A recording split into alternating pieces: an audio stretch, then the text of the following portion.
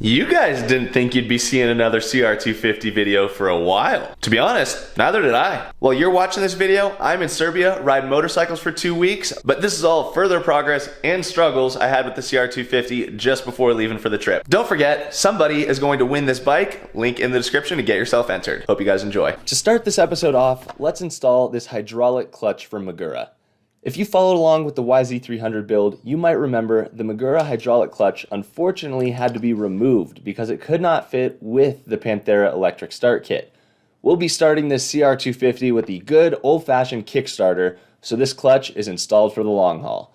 These hydraulic clutches are incredibly easy to install and definitely reduce the amount of effort required to pull the clutch when compared to the cable clutch. I opted to swap the lever for a shorty lever as it suits my preference a little bit better, but the longer lever will of course be included with the bike for whoever wins it. Now you guys got a quick sneak peek at this absolutely gorgeous SmartCarb in the engine build episode, but now it's time to take a closer look and actually install it.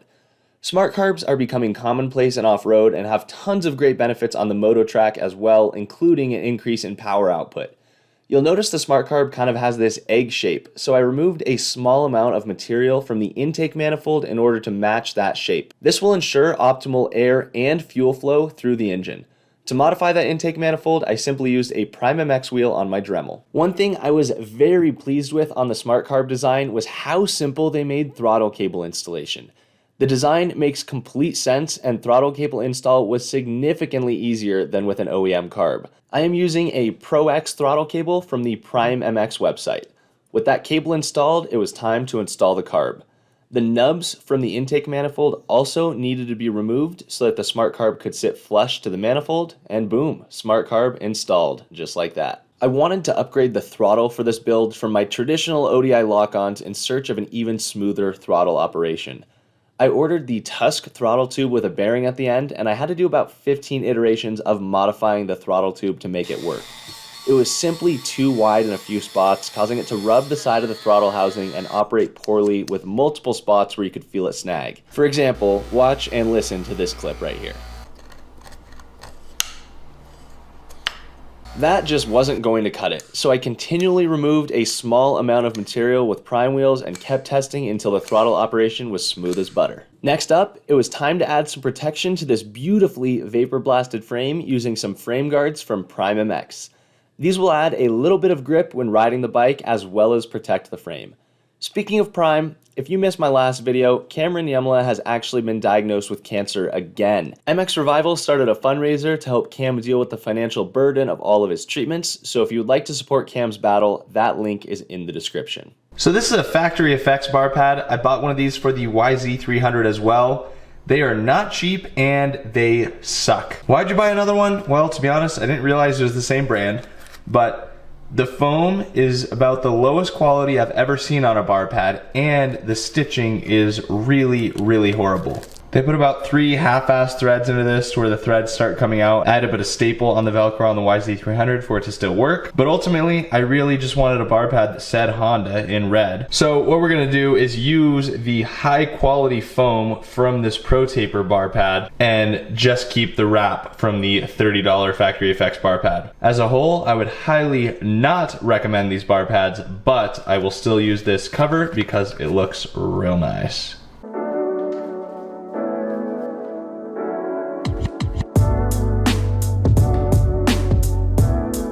I am so unbelievably tempted to install the grips, but I know it would be a bad idea to do right now. That is because they're white, and I'm guaranteed to get them dirty before I finish the build due to grease and oil covered fingers. So even though I really don't want to, I'm gonna be patient for just a little while longer. We've got a Restyle kit front fender right here, courtesy of MX Plastics. This is from the Polysport Restyle kit, as well as, shoot, front number plate. The Restyle fender needs some modifications to fit the Ride Engineering clamps. I will show you why and how in a moment. If you have followed along for the entire CR build series, you are already aware that I have some questions about front fender fitment, and those questions arise from the Ride Engineering clamps. These clamps are essentially retrofit. They're designed for an 02 CR250, but the bolt pattern is set up for an 09 to 2020 CRF.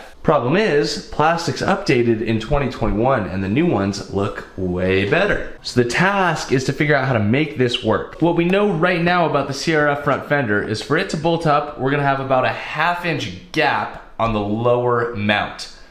That is not a problem to solve with spacers. The question is, will the front tire hit the fender? And while normally I can go to Thumper Talk, Vital MX, YouTube, Instagram, you name it to find an answer, I think I might actually be the first one to have this specific question. This is not how do you fit 21 CRF plastics on 02 CR triple clamps. This is how do you fit a front fender from a 21 but intended for 02 triple clamps on triple clamps intended for an 09 to 20. It gets confusing. So if you happen to be the person watching this that's in the same boat, let's figure it out. If you're not in the same boat, I hope you find this entertaining. And in this scenario, it's incredibly nice to have a friend/roommate with 2 modern CRFs. Thanks for letting me use your fender, Monty. OEM 21 CRF fender, Polysport Restyle fender. You can see the differences here are with the Restyle fender, they added new mounting holes, and in replacement of these mounting holes, they added some tabs for the front number plate. Hindsight, when I was getting everything ordered from MX Plastics and Decal Works, I could have asked for a 21 CRF fender. I didn't know what the difference was, and I was actually genuinely curious, so it's really cool to see these side by side. Now, while I could just get a 21 or newer CRF fender, I will go ahead and just modify this Restyle fender to work. All I need to do is remove these tabs and drill a couple holes. From there, I can take some measurements and solve the spacer problem. And then at that point, we just gotta bottom this thing out on a motocross track to determine if the fender is gonna be a problem or not. If it is, we solve that problem when we get there.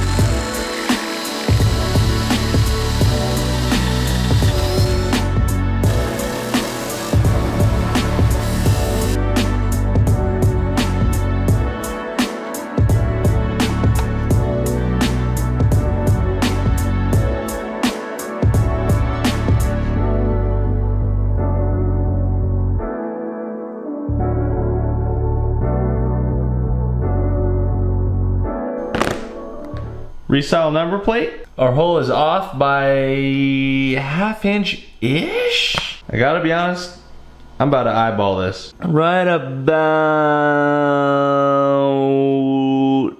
there.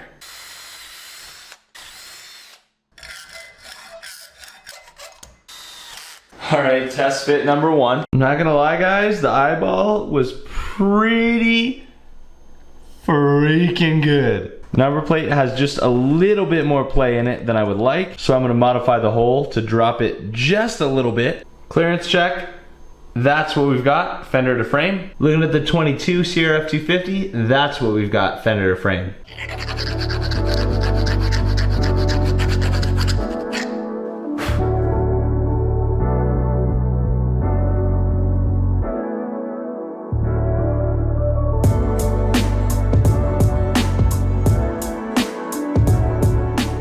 Okay, I've been staring at this for quite some time, and I think I have an idea that might eliminate the gap. I'm just gonna do it and see if it works. If it doesn't work, I'm gonna have to replace this. I legitimately think this is going to work.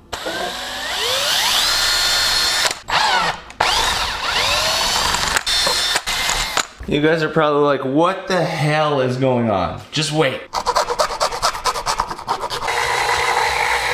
Okay. Does anyone know what I'm doing yet? I'm about to show you. Check it out. Shoop! And since I cut the posts off, I'm still gonna use the aluminum spacers I made as the number plate guide. Using this first hole, I realized the fender is still too far forward, But if I just go ahead and tap threads into these, then I think we are literally perfect.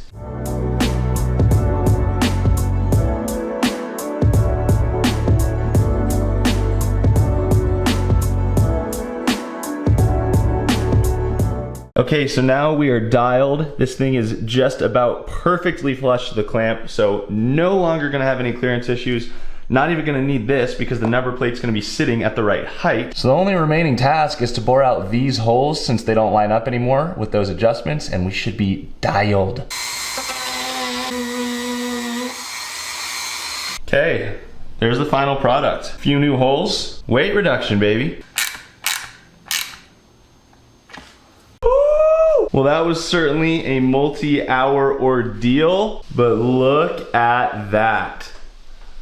We're almost perfectly flush. We are flush to the bottom. Clearance is exactly where we want it. I have no concerns remaining.